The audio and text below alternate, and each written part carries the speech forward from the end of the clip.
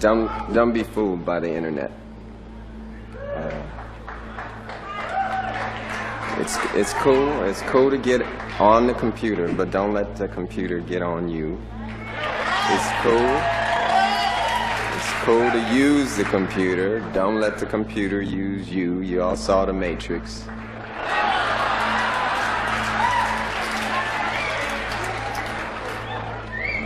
There is a war going on. The battlefield's in the mind. And the prize is the soul. So, just be careful. Be very careful. Thank you. It's October 9th, 1981. 94,000 fans have gathered at the Los Angeles Memorial Coliseum for the opening night of the Rolling Stones tour. But before Mick Jagger's performance, a 22-year-old black man dressed in a trench coat, bikini briefs, and high heels walks onto the stage and starts playing his guitar, leaving the crowd wondering, who the fuck was this guy? His name was Prince, but in his head, he was already a king. But the crowd's confusion quickly turned to anger as Prince began playing his first song of the night. They had paid good money for their tickets and had waited hours for the show to begin. And now this is what they got? Beer cans, bottles, all types of food, and even shoes started coming towards the stage from all different directions, along with racial and homophobic slurs. Imagine 94,000 people throwing food at each other. It was the craziest thing I'd ever seen in my life. I got hit in the shoulder with a bag of fried chicken. Then my guitar got knocked out of tune by a large grapefruit, recalled Brown Mark, who was up on stage playing bass with Prince that night. And after just 15 minutes, getting through only 4 songs, Prince ran off the stage, humiliated and in tears. That same night, he caught a flight home to Minneapolis, despite being scheduled to open for the Stones again in just 2 days. Mick Jagger called Prince after the incident, saying, "If you get to be a really big headliner, you have to be prepared for people to throw bottles at you every night." Jagger would ultimately convince Prince to come back to LA in time for the next show on October 11th, but Prince wouldn't change a thing about his performance or appearance. And according to keyboardist Lisa Coleman, things didn't go much better. We hit the stage and it was like a blood sport. The second day, they had actually planned it. Let's boo these people. They'd brought things. Shoes, apples, oranges. What was supposed to be Prince's big moment ended up being a complete embarrassment, rather than being an opportunity to cross over and appeal to a new audience as he had imagined. These people did not accept him, nor were they interested in his music at all. In fact, Prince said he could even see the hatred in their eyes, something he had never experienced before. In spite of this, he wouldn't let these events break him. He wouldn't let their hatred or resistance stop him. Nor would he change his character, appearance, or music to try and appeal to these guys. Instead, this would be the fuel that ignited the fire inside of him. One time I opened for the Rolling Stones.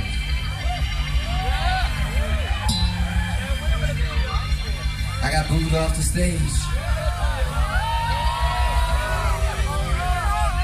Perhaps I should have played that shit.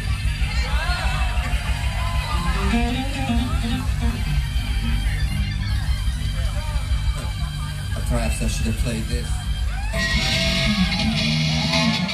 Prince vowed he would never be an opening act again, but instead of trying to fit the ideal rock star persona that the audience wanted, after that night in 1981, he channeled his anger into his music. He started getting meaner and tougher, and you will see the attitude in the performances.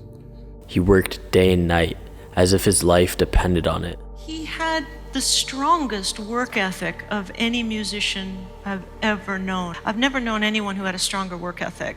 I think he felt obligated to use the opportunity that he'd been given. Vocals, drums, bass, keyboards. Prince did everything himself. This is back in the day when you actually had to play live instruments to record, which meant you'd usually hire session musicians. But Prince was different. He wanted complete control over every aspect of his creative process, and he moved at speeds that others couldn't keep up with. It is true, I record very fast. Yeah, he would program the drum machine or he'd play the acoustic drums, starting with just that one instrument, and then he'd come in and I'd hand him the bass and he'd play the bass, and he'd put that down, and then he'd either go to the keys or he'd pick up the guitar. He'd play all the parts, do the vocals, because this was analog tape, so he'd sing his lead vocals, sing his backing vocals, add the final stuff. I'd be mixing it as the song was coming together, and usually a day later, it would be done. The song would be done, we'd print it, and then we'd move on. And his real breakthrough into the mainstream would come just a year later with the release of his album 1999. As a black man in the 80s, he pushed the norms with his audacious appearance and personality. He was trying to do something that had never been done before. He didn't want to be just any rock star. He wanted to be the best. So while on tour for his 1999 album, if he wasn't on stage performing, he was recording more music. If we were not on tour, we did rehearsals during the day, and then we recorded at night. If we were on tour, this guy would play a 4-hour sound check often. Not a 15-minute sound check like most rock stars do. He'd get on stage for 4 hours just because, it's a stage and there's instruments and there's a PA, so why not just get up there and play? Play for hours, take the mandatory dinner break while they have doors, the audience comes in, and this is like in a 14,000 seat arena, play a 2.5-hour show, and then he'd get off the stage close to midnight, and now it's time for the night to begin. We would either go to an after party and he would play the after party till the sun came up, or we would go to a recording studio and we would record all night until the last possible minute when we had to get on a plane or on a bus to go to the next city. You sleep on the plane, you sleep on the bus, you get to the next city, you get on stage and you start sound check all over again. That's what we did. That was normal life. If you're awake, you're making music. And I think he felt like, I'm young, I have a record deal, I've got a band, I got money. What else should I be doing? And in 1984, with the release of Purple Rain, he had officially reached superstar status. He had done it. He had proved that crowd in 1981 wrong. But the man never stopped making music. Over the course of his lifetime, he would put out 39 studio albums, not with a band or any session musicians to help, but just one other sound engineer and himself.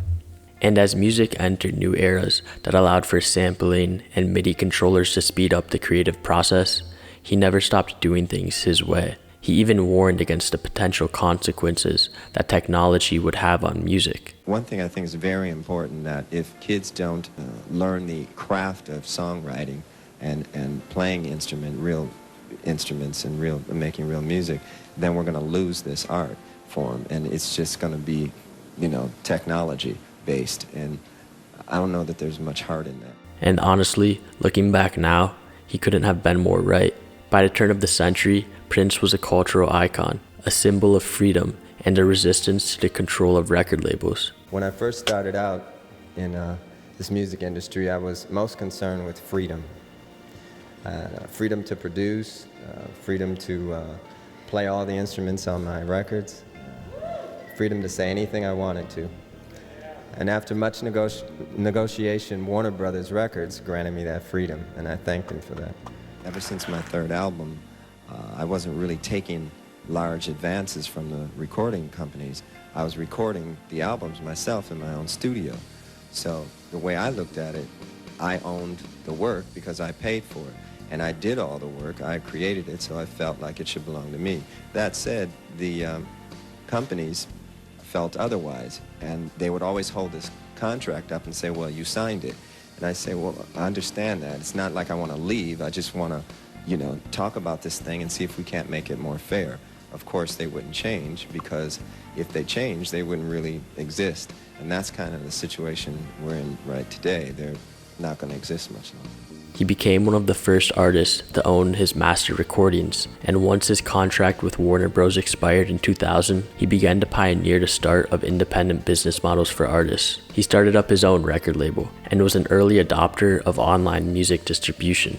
Kids today, they're so talented and sophisticated. They can create their albums on laptops, they can do the artwork themselves, they can deliver it through the internet, it can be their own distribution service. What do we really need record companies for? Really. He knew how evil record labels could be, and he wasn't afraid to speak out on it. Outside of music, Prince used his platform to speak on topics that impacted society as a whole. there's a disintegration going on that we really have to address. And our values have been lessened to a great degree. I think that we should address this as a community as to what it's doing to the culture. People can say all they want to, that there's no reason for these kids to listen to music and then go shoot somebody. But, you know, there's something that's triggering these buttons. Just how he warned of the potential negative outcomes that technology would have on music, he also warned about the implications that the internet could have. And those words he said way back in 1999 couldn't be more relevant today, as social media controls so many of our lives. Prince would even famously refuse to have his music up on YouTube. He wanted complete control over his image and how he was presented, and this refusal may have contributed to why younger generations aren't always familiar with who he was. How do I make something that Prince would drink milk out of, you know?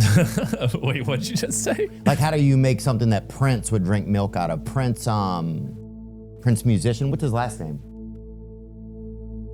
Prince, okay. You know I'm talking about, Prince from Minnesota? No. Oh, Prince. I've heard the word. Little Red Corvette. Yeah. You know that song? He's a musician, but Okay, purple. okay. He was like a purple guy. Gotcha. But we should remember who he was, because although he left us too soon, his legacy lives on, not only through his music, but through his one-of-a-kind persona. After that night in 1981, when he got booed off stage, he never changed who he was. Rather, he stayed true to himself, never conforming or trying to please anybody.